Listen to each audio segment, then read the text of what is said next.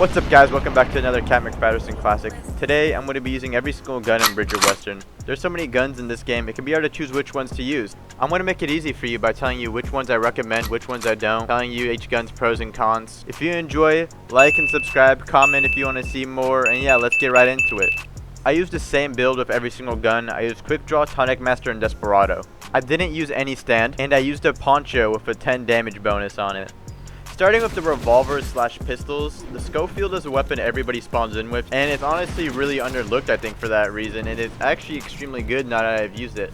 Its best feature is that it reloads extremely fast. When you use ocular powers and then reload, that buffs your reload speed, and with that gun it's like less than a second. Its damage is decent. At range it can be a little worse, but it's honestly really accurate surprisingly. Overall I would use this gun, it's extremely good, don't sleep on it. Next gun I want to talk about is the Mauser. The Mauser is a little different from all the other revolvers. The Mauser is a little different because it uses a magazine instead of a cylinder, which means when you reload, you're not going to be wasting any bullets if you didn't use them, which is you think would be a plus, but honestly it isn't. You get a larger magazine, faster reload, but the bullets are extremely low damage. It has a nice sound and design, but overall I would not use that gun because it's just overall really bad accuracy and damage. Maybe I'm missing something. Let me know if it's actually better than what I'm saying. The next guns I'll talk about is the dual derringers. They're honestly absolutely horrible. Out of all the pistols, this is the only one I would say don't ever use for any reason. For some reason it only has 4 shots. They were extremely low damage. At least the reload is kind of decent, but it's overall just the worst gun I think in the entire game. Next gun is the Taurus. Now the Taurus is extremely good. I really like the sound of it when you shoot. Overall really good damage, range, accuracy. No complaints about this gun. Overall just extremely good gun, I would recommend it. Dragoon is a gun I've been using for a while now. It's pretty similar to the Taurus, except I think it has a slower reload speed, but more damage, better range. Overall I highly recommend the Dragoon. A really good or just all-rounder gun. The last revolver is the Colt.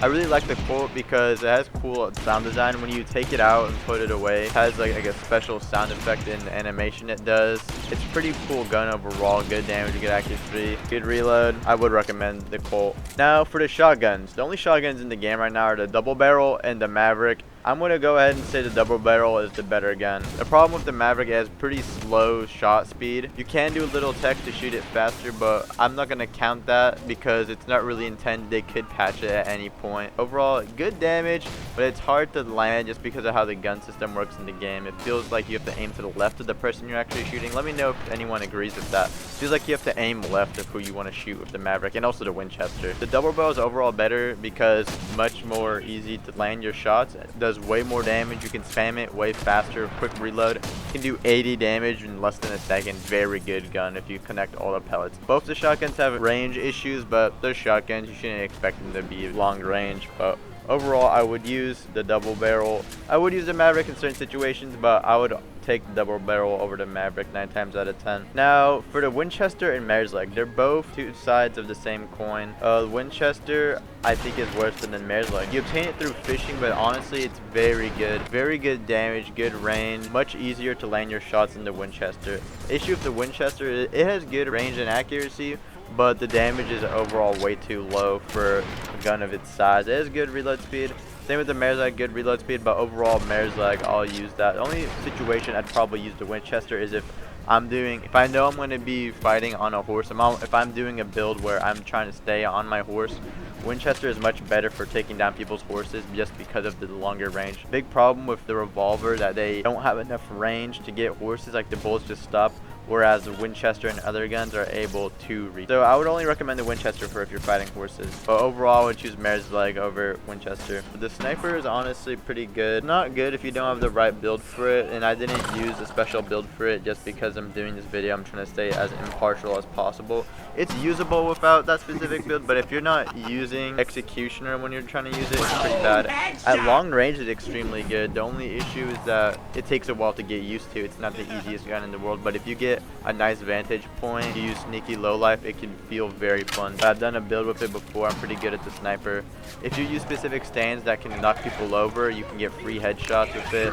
That's its main strong point, knocking people and then getting headshots. Next weapon I'm going to talk about is the bow. Now the bow isn't a gun, but I'm still going to consider it in this video. The bow is in the same boat as a sniper. The bow is extremely difficult to use. For some reason the explosive shot is extremely inaccurate. The other two shots, the arrow and the flame arrow, are perfectly accurate. I understand why, but it's really annoying trying to use it. Even up close, it feels like I'm missing even though I'm aiming in the right place. Most of the time when you see people using the bow, it's going to be with something like the World Alternate Universe or something that can confirm knockdown so that you can get free headshots, same as the sniper. The bow isn't amazing. I even use its own build. I was trying to use it with the previous build, but it was just so unbearable I had to switch. Last gun I'm talking about is the Tommy gun. The Tommy gun, I'm going to say, is complete ass most of the time. Pretty hard to land, but also it does pretty low damage and you have very little ammo. You can only shoot 2 magazines of this gun before you have to reload an ammo pack, and the ammo pack only gives you 1 mag. If you want to use this gun, make sure you're prepared to be spamming those ammo packs. Make sure you have money to buy those ammo packs.